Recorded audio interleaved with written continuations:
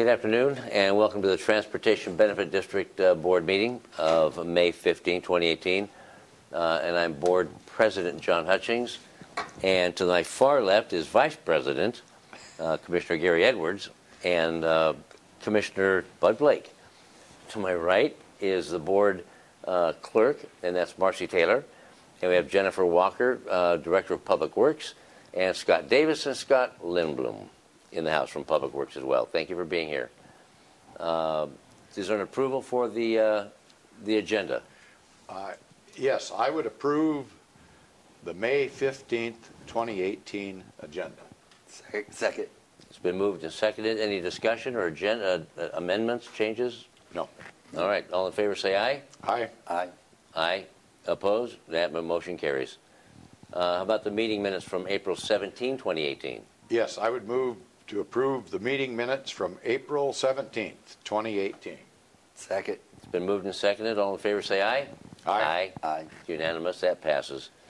Now, it takes us to the opportunity to for the public to address the board. Is there any member of the public to address? No? Hang on. No. Okay. We're moving right on to item number 3 on the agenda.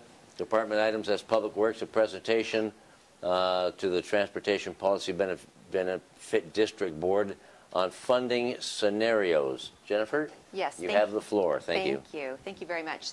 So we are going to talk about the benefits of maintaining our road system, one of the county's largest assets, and what happens when we don't, just the impacts of that to the community, to economic development, and also talk about what are some of the revenue generating options that are available to the board and what we could do with those. So this will be kind of talking a little bit more specific. We highlighted it a little bit at the last meeting. This is going down a little bit in more detail, and then the next meeting, unless something else comes out of this, we'll give some more specifics in some specific areas. So Scott Lindblom is going to start it off. All right. First off, is the microphone working? Oh, excellent. Well, thank you for your time today. As Jennifer mentioned, what we're going to do is provide somewhat of a high-level overview of what the TBD, kind of the purpose for it and some of the funding scenarios and strategies. And with that, what we want to do is really frame the issue at hand and then present some funding options. And by framing the issue at hand, we want to look at how our road system impacts each one of us every single day. How does it impact our lives, our time, our pocketbook, and our community? So let's start with safety. One of our goals is to strive toward 0 deaths on our road system. Washington State adopted a Target Zero strategy, which is a goal to reduce traffic fatalities and serious injuries on Washington's roadways to 0 by the year 2030. We share that goal of 0 deaths and serious injuries because every single life counts. What I'd like to do now is show just a short video, if I get technology to cooperate. This kind of highlights the Target Zero strategy, and it's somewhat technical difficulties here.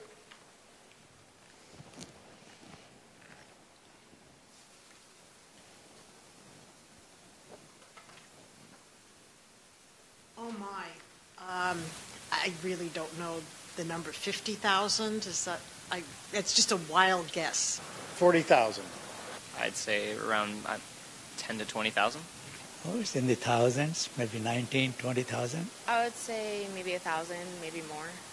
Approximately 10 million. Yeah, I was going to say about 1 to 2 million, actually. 500,000. Maybe 3,000, 4,000. Sure, I'm not even anywhere close. Maybe 9,000. 5,000? Oh, let's see. I think it's getting down around 30,000. It was 50,000 when I was a boy, but it's gone down somewhat. So. Oh. 2,000.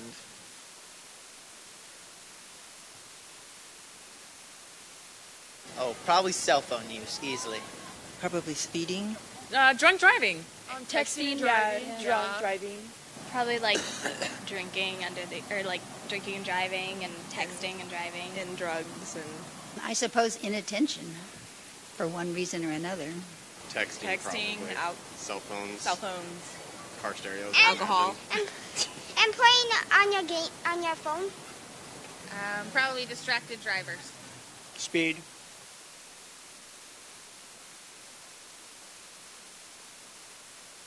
No. Won't happen. No. No. That'll never happen. Probably not. No. No. I don't think we ever will. No, I do not. Afraid not. People are stupid. I don't think so.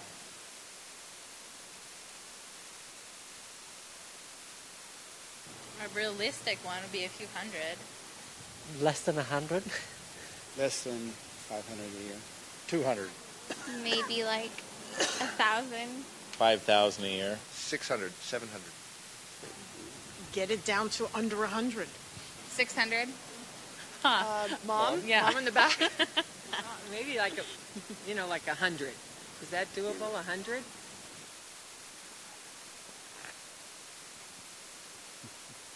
Yeah. Zero. Zero accidents. Oh, zero, of course. Zero. Yeah, zero.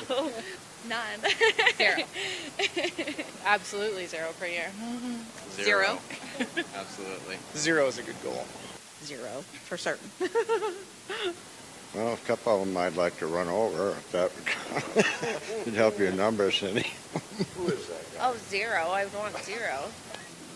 Zero. None. Zero. None. Zero? Like, none. I don't want any fatalities.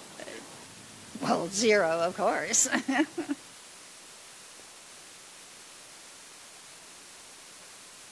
Yes. Of course. Yes. Yes, it should. Absolutely. Yes. Of course. Oh, yes. Absolutely. Yeah. Yeah, there shouldn't be any deaths on the road. Yes, Yeah. sir. Yeah. Wonderful. That would be great. Keep our roads safe and our families together.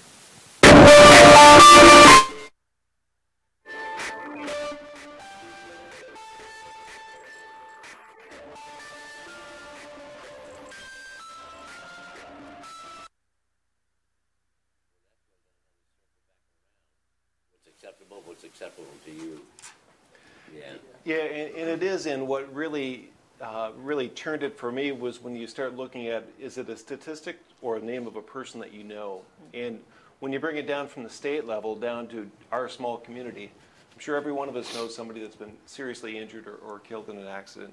So it really strikes it home, and again, part of the reason that we're really focused on this toward Target Zero is it is a small community, and we do know a lot of the folks that this impacts. But certainly it's not safety that is the only issue at hand here. But if we look at the impact to our community, both in time and money, it's also somewhat dramatic. Right now, the American Society of Civil Engineers put out an infrastructure report card in 2017, which suggests that each year, on a nationwide average, we lose 42 hours of productivity a year, essentially being stuck in traffic.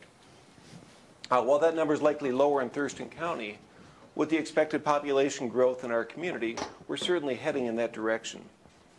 Road conditions affect our pocketbook too. That same report by the American Society of Civil Engineers found that 31% of the roads in this state are in poor condition. That's over 14,000 miles of roads. That same report estimates that drivers in this state face an annual cost due to poor roads of over $600. Locally in Thurston County, our pavement modeling suggests that in just a few short years, by 2022, 27% of our roads will also be in poor condition as well.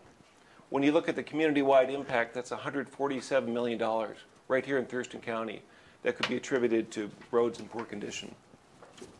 Pavement condition of our roads is one obvious way to look at our transportation infrastructure, but certainly it's not the only way, because our road system includes bridges. We have 114 bridges, 28 miles of guardrail, 121 miles of sidewalks, 13 traffic signals, over 17,000 signs, 900 streetlights, and over 3,000 culverts. While the county's transportation system is actually the largest asset the county owns, and we're responsible to maintain that 1,000-mile road network, for our kids and for our grandkids. So it's important that we are good stewards of that. If we're to replace that entire road system today, in today's dollars, would be valued at over $1 billion to replace all of our roads to current standards. And as you're aware, the county has very few ways to secure more funding for transportation, but the TBD does fill a unique role in providing a way for counties to fund some of the most pressing infrastructure needs. In fact, the TBD was created specifically to address that issue. Using TBD funding, the county could partially fill a gap that would help us manage the county's largest asset. There are several mechanisms for funding available to the TBD, and this chart is intended to try to show that. Some of the funding options can be voted in a councilmatic manner, meaning not a vote of the people, while the TBD board could also choose to have those same options go to the vote of the people. For instance, right now, the TBD could choose to enact a $20 vehicle license fee, or car tab as it's commonly known. 2 years later, after implementation, the TBD board could also choose to raise that to $40, and another 2 years they could choose to raise that to $50. Other options that do require voter approval: the sales and use tax. It's basically a sales tax up to 0.2%. That would generate about $1.4 million. 1 year excess levy on the road or on the property tax would generate about $2.8 million, but that would be really a one-time shot. It would not be a sustaining revenue source. Should the TBD board so choose to put forward a $100 vehicle license fee, which is the maximum allowed, that would require a vote of the people, and that would generate about $9.3 million each year. However, at this time, we are really not in a position to implement a program of that size.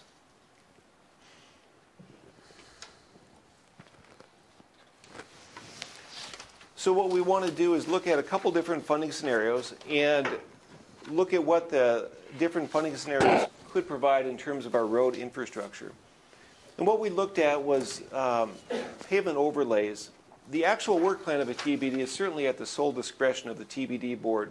But again, we're just going to provide some examples to give you, in theory, what the TBD board could choose to look at. So as you're looking at your paper there, or your presentation, there's a blank up there, and that was somewhat intentional, because I was hoping that you would take a guess at how many miles of road that we do overlay each year. But the flaw in my logic was it's up on the screen is the answer. So my quiz didn't work out quite so good as I had hoped. But if we look at our road system right now, we often refer to we have just over 1,000 miles of roads. In general terms, 1 mile of road equals about 2 lane miles, so typically 1 lane in each direction. So for most of today, I want to talk about lane miles. Right now, our program, or our inventory, includes just over 2,000 lane miles of roadway. Our existing overlay program adds about 14, or adds the, we overlay about 14 lane miles of roads each year. So if we look at round numbers and say a 2,000 lane miles of our road, in 1 year's time, we lose 1 year of life of that road, because a road can only last so long. So if you extrapolate that out, 1 year over 2,000 miles, we lose 2,000 years of life for our road. We can do things to add back into that. For example, if we overlay our road, we can extend the life of that same road section by about 15 years. So in our current program, for every 14 lane miles we add about 140 years back into our road system each year. So it looks really bad when we say a 2,000 mile road system in 1 year loses 2,000 years of life. But for every 14 miles we add back in by overlay, we make that a little bit less. So we don't lose 2,000, we lose about 1,860 miles each year. And we do other things to add life back into the road. We can do crack seals on some of the roads that are in fairly good condition, chip seals, thin overlays, deeper overlays, and if we ignore roads long enough, we end up doing a full reconstruction. Each of these in progressive order gets more and more expensive. But over time, overlays, chip seals can have a dramatic impact on the condition of our road system. So why the focus on pavement preservation and overlays? Let's take a quick look at what happens when a road ages. Pavement, if you could boil it down, it's really oil and rock. One of the culprits to roads degrading is sunlight, actually. As the sunlight bakes the road, it makes the oils in the road brittle. That leads to cracking of the road. Other things like traffic and poor subgrade of the road can also lead to cracking. As the cracks form, water enters the cracks, which leads to larger cracks and weakens the subgrade in the asphalt again, which again, it's a ripple effect that leads to more cracks, more potholes, and more rutting. One of our goals of pavement management is to keep the roads in good condition to avoid some of the cracks being formed. So I'm going to use my cursor here. I'll try to use my cursor. So again, our goal, if you can see that, is to keep the roads in this area as much as we can. The further down this curve you go, the more expensive the repairs. And if you get all the way down to a full reconstruction and rebuild, that gets incredibly expensive.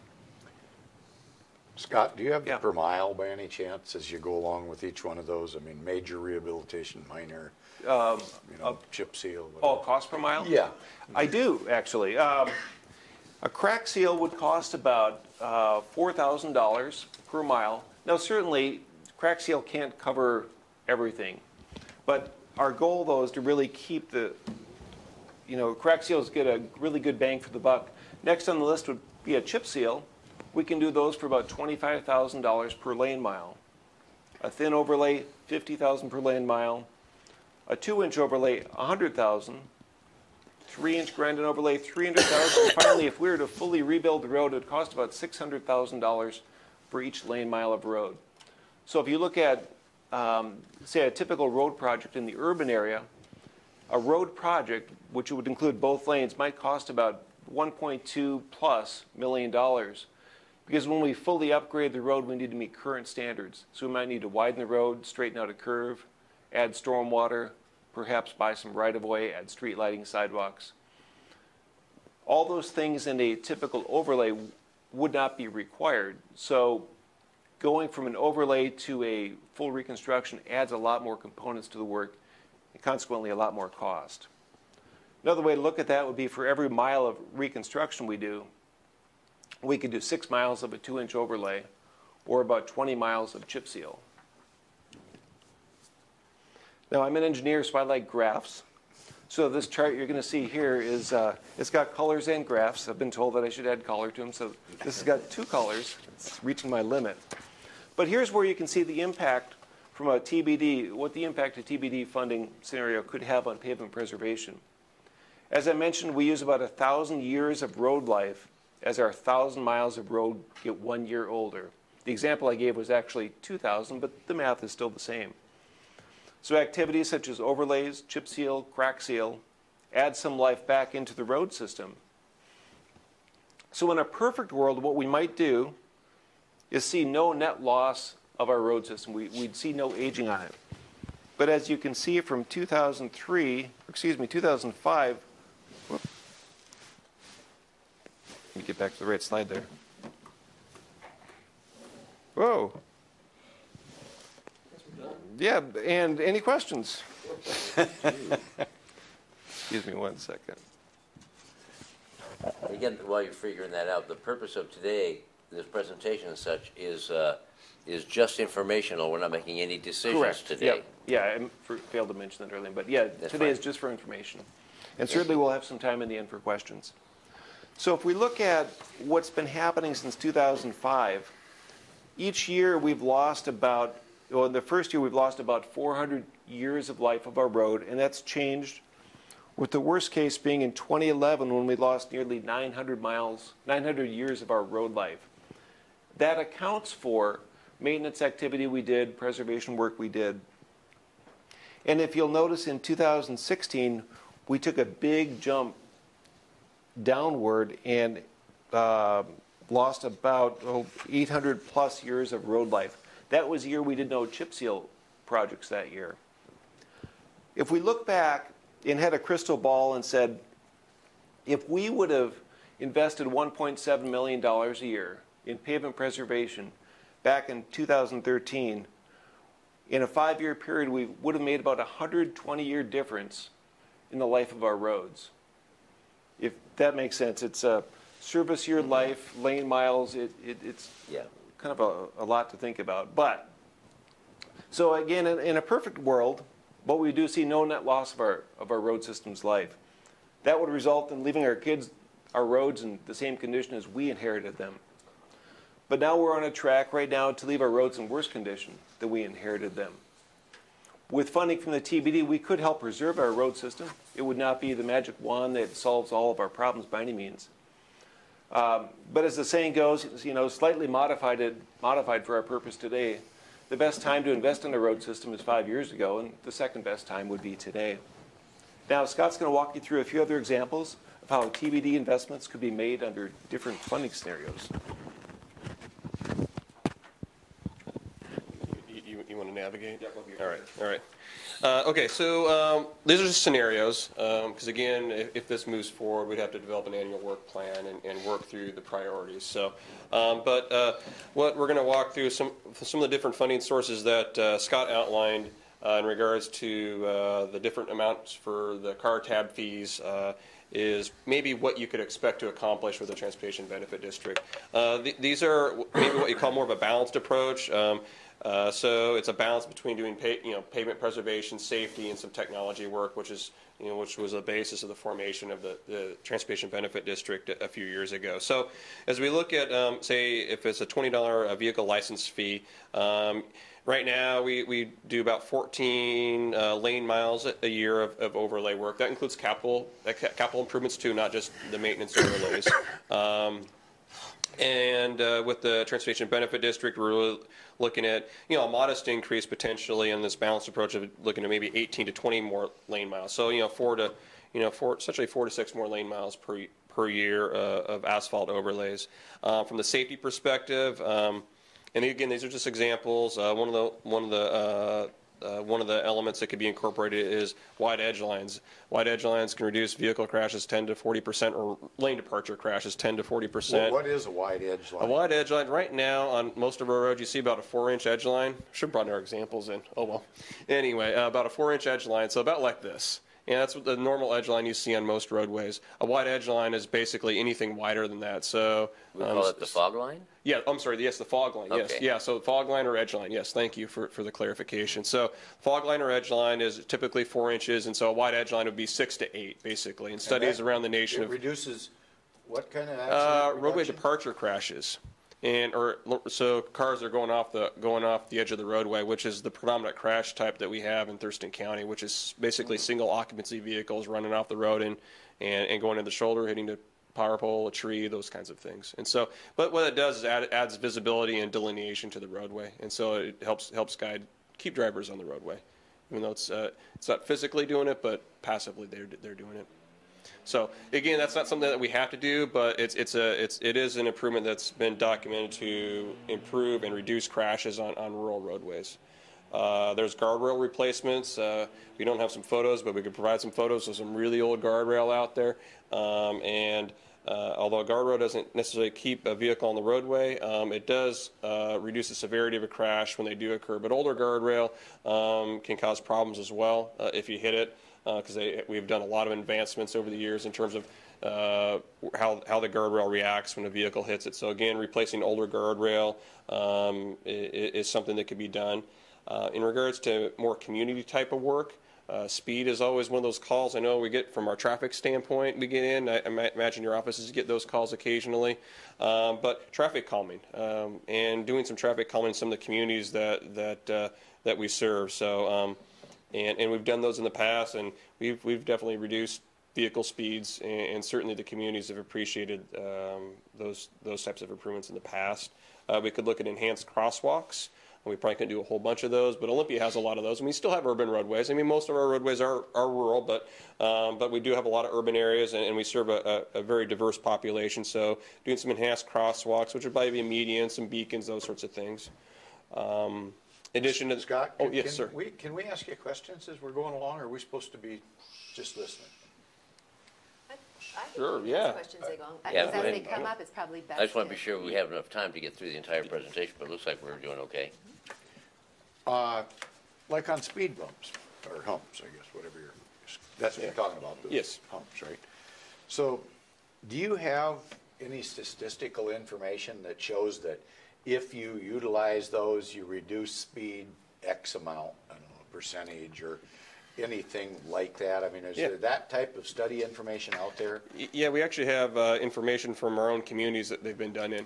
Yeah, so yeah, a lot of it depends on the design though, because if you space them out too far, you may not get your speed reduction. So if you space them properly, yeah, you can target definite speeds. And so yeah, we have some studies from our own neighborhoods. It used to be there was a liability problem involved with those. Has that kind of been solved, or? I haven't heard of a liability issue specifically, at least since I've been here. Although one thing we do from an emergency response standpoint is we involve the emergency responders in any project. So if there's concerns that they have, we make sure those are addressed, or we look at alternatives. Okay. And we have in some cases where it's been transit's been well, actually one neighborhood by the Meadows Elementary, there's a transit line through there.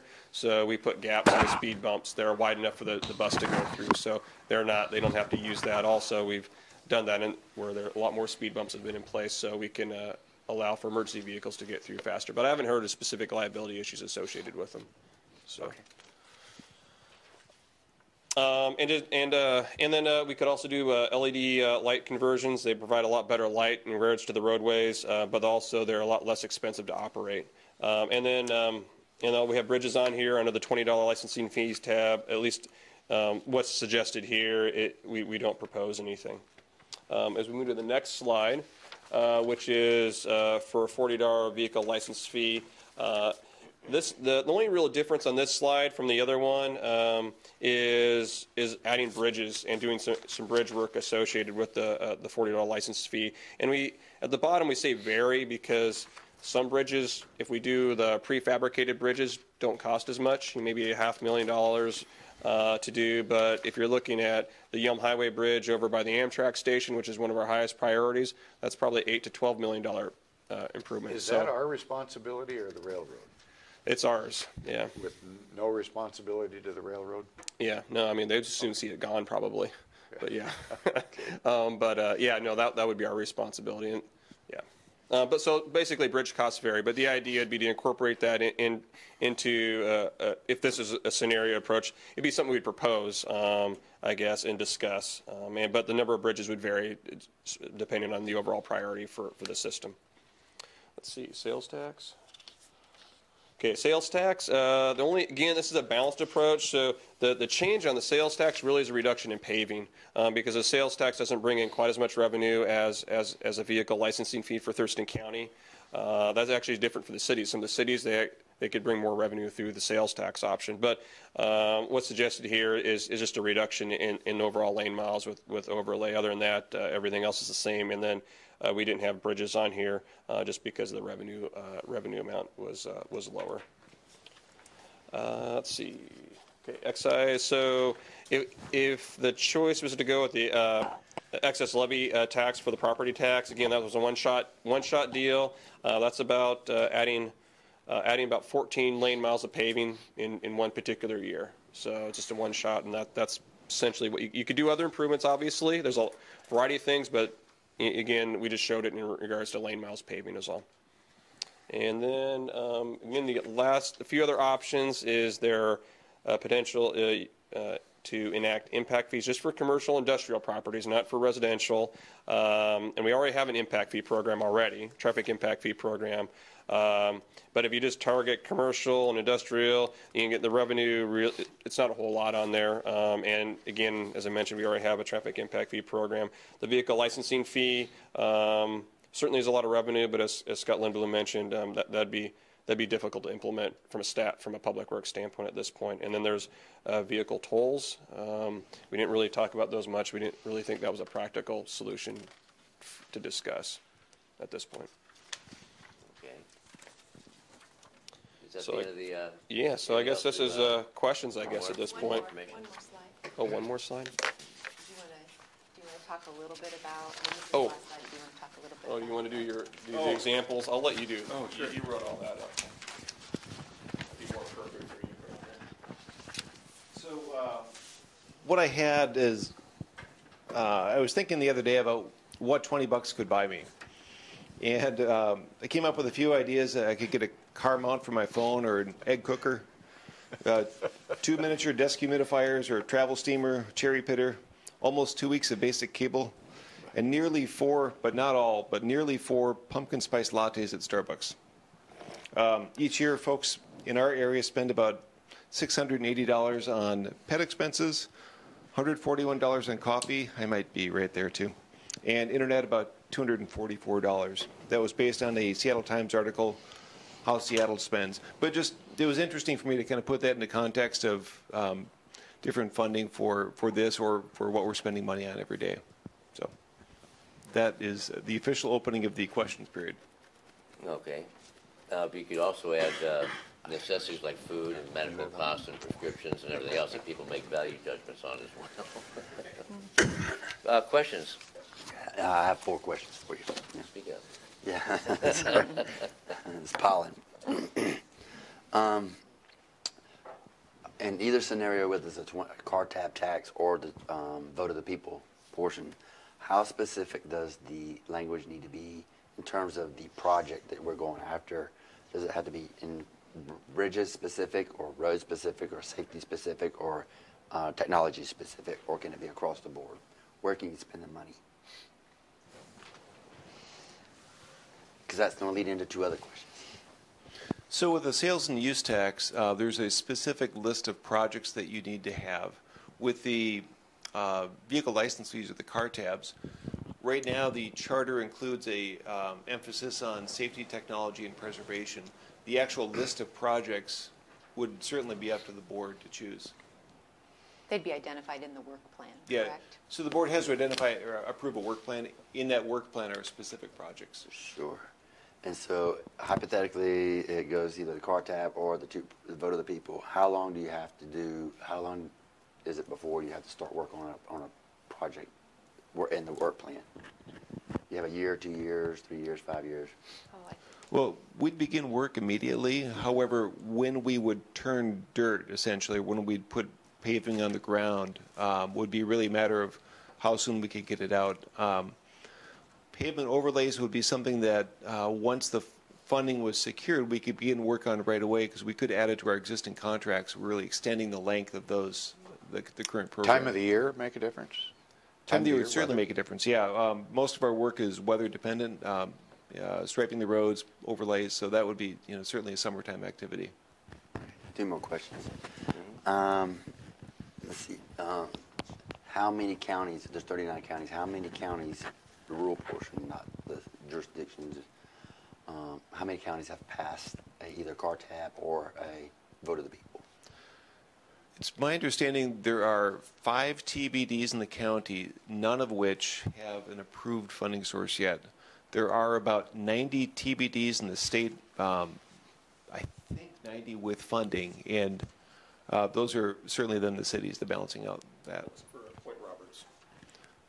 Point Roberts is the anomaly. That has a border area fuel tax, the only county that would be eligible for that, I believe. But that would not be an opportunity for us here. So is it fair to say that no county government has passed it either way? Yes. Car tab or vote of the people? Correct. Okay. And so that ties into my next question. Olympia, Lacey, and Tumwater have passed, right? Has there been any thought, or will there be any thought for the expansion of the I-5 corridor, mostly south of the Nisqually River, if that were ever to come to fruition, and how that would tie into this TBD? I mean, it's just food for thought right now. And those roads, those major arteries and major roads that we need to look at, and bridges, so that we can get out ahead of that in terms of the way that the state is looking at the I-5 corridor. Did I lose you? I'm not sure the question. Yeah, go ahead. Please, Romero. That was my southern accent, sorry. And the hay fever. And the hay fever, yeah. Good afternoon, Commissioners. Romero Chavez, County Manager. And I believe Commissioner Blake's question is whether how the TBD can relate to the I-5 corridors the state has.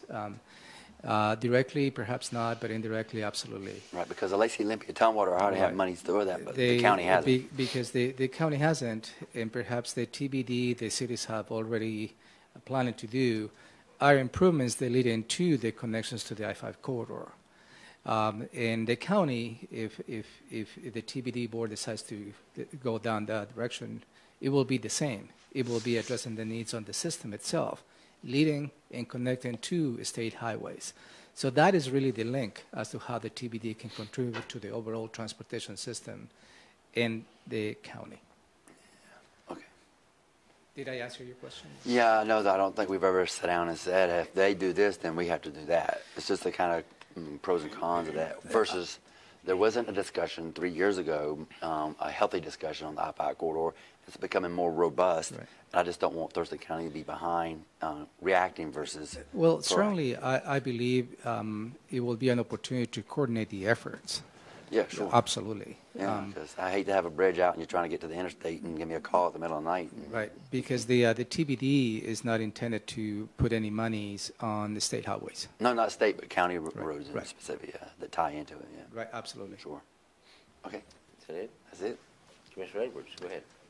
Is there any requirement of with contracts? Say, is this work mostly done with county employees, or do you contract these jobs out? How do you differentiate who does the job? Just to educate me on it. Well, we have a certain percentage, a certain dollar amount that we can use county forces, and so we do try to maximize that. Actually, we have our road operations division manager, Lucy Mills, here, so her group does overlay work as well, and so we do try to maximize that. And then put out some contracts because they can't do all of the work. How much outreach to the community do you folks do to let the Thurston County residents know that either this is a possibility, or if we did X, we could receive Y for it, you know, that type of thing? Is there anything going on that allows the citizens to know what is out there possibly as an option? Is there, do you ever do a go to the local Kiwanis Club or the Rotary Clubs, that type of thing? Do you folks go out and speak to these different organizations just to let them know what we're up against possibly in overall funding, but that maybe this could be a solution at some point in time? Yeah, back in 2016, we did a fairly robust outreach effort. In that it was a kind of a multi-pronged approach. We did media, we did newspapers, we also did outreach to Rotary, the Rochester Chamber, several neighborhood groups, I think Realty Association, and we did a lot of mailings to different groups as well, but Rotary Kiwanis and I think local fire district as well. So it was a fairly robust outreach effort, direct mailings. It was fairly comprehensive, but we have not done anything to date this year in 2018, though. I know with Thurston County Television that, you know, we do programs periodically, and I just wonder if maybe this couldn't be a presentation for a short segment. And I think anytime you educate the public about what's possible, you might come out with a better result. Absolutely.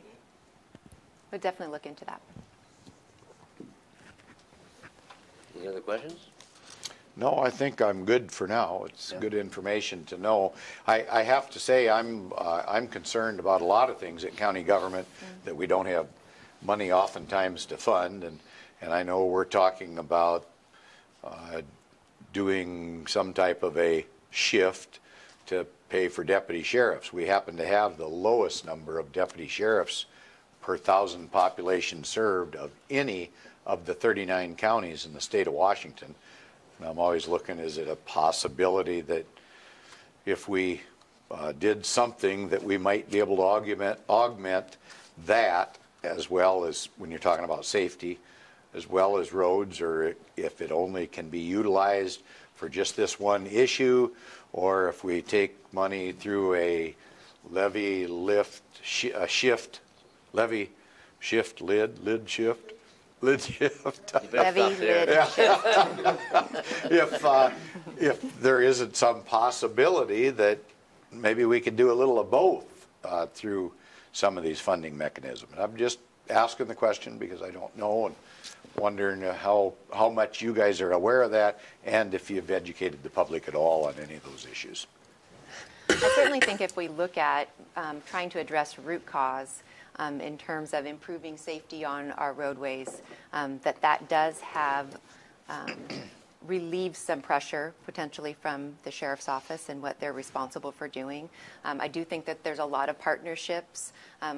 We talk a lot about that roads are the county's largest asset. We can't have Medic 1 getting to where they need to go or sheriff's office deputies getting to where they need to go if they don't have roads that are in conditions that they can use. So I do think that there's a connection there.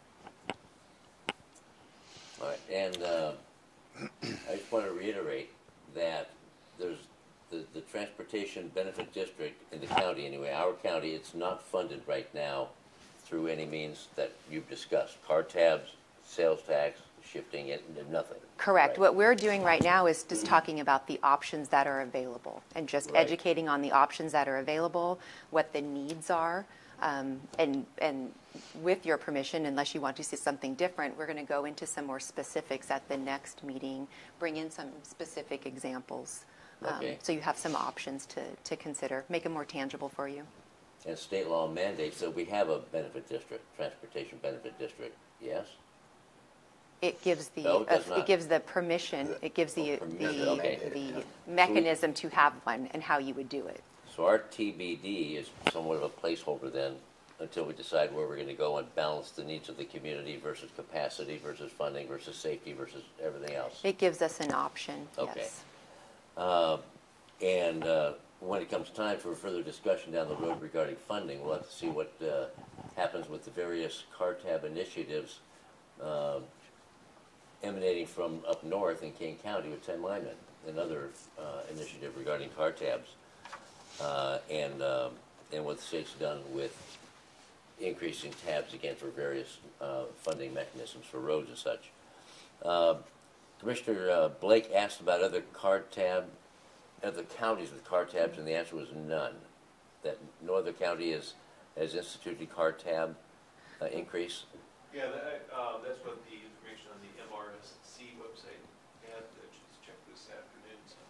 And I understand the counties don't generate as much sales tax revenue as cities do, but are there any other counties that in the state where they have implemented a sales tax as a funding source for their benefit district?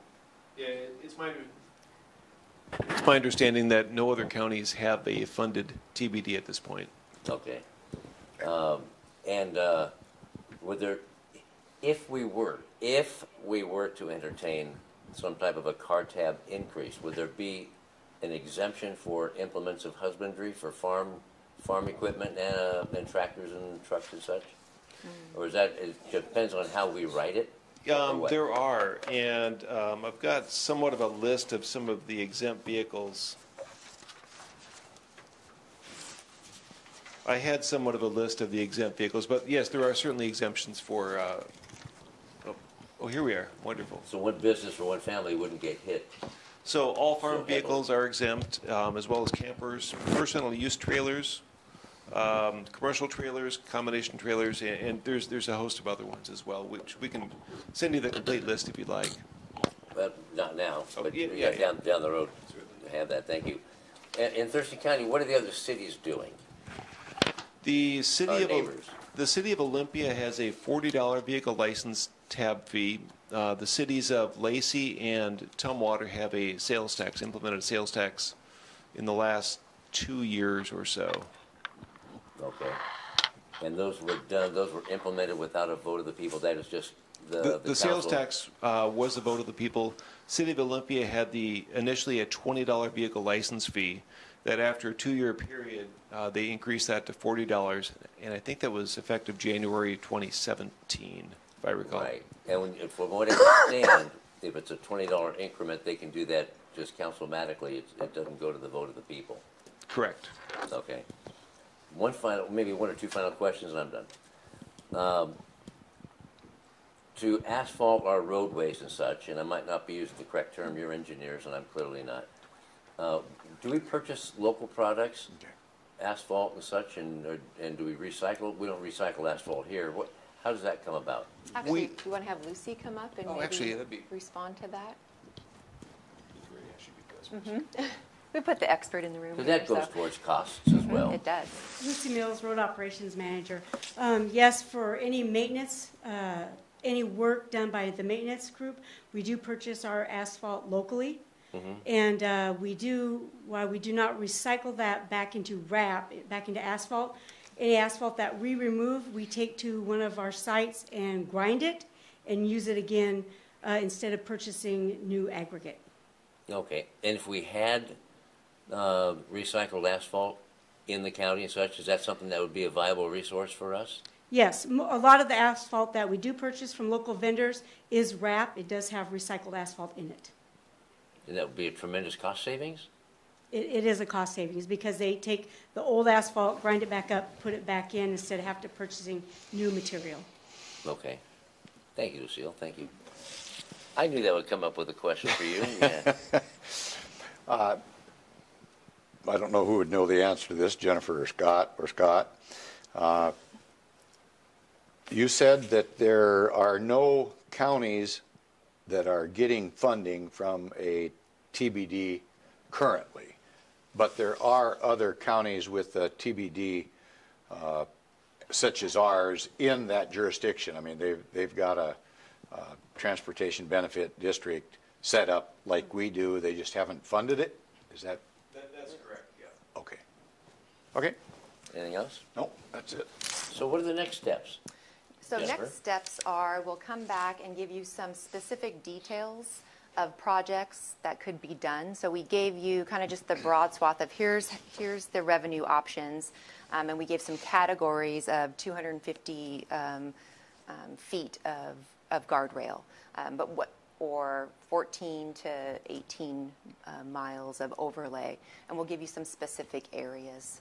And show some pictures of those so you can start making it, like I said, a little bit more tangible. Because really you get to set what you want to do if you want to do it. So we're still just trying to inform and educate on the why and the what it would look like and what you could do, what the benefit to the community would be. Great. Thank you very much. Look forward to that. Thank you. And a continued dialogue. Yes. Could I maybe just one statement before we close?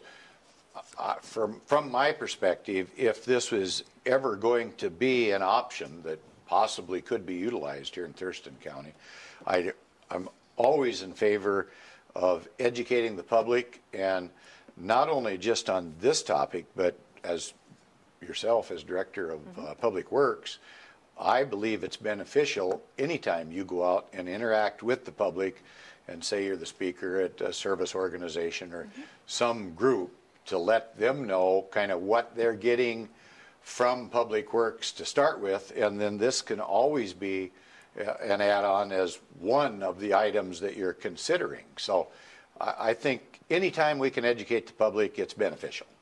So I'll just let it go at that. Thank you. All right.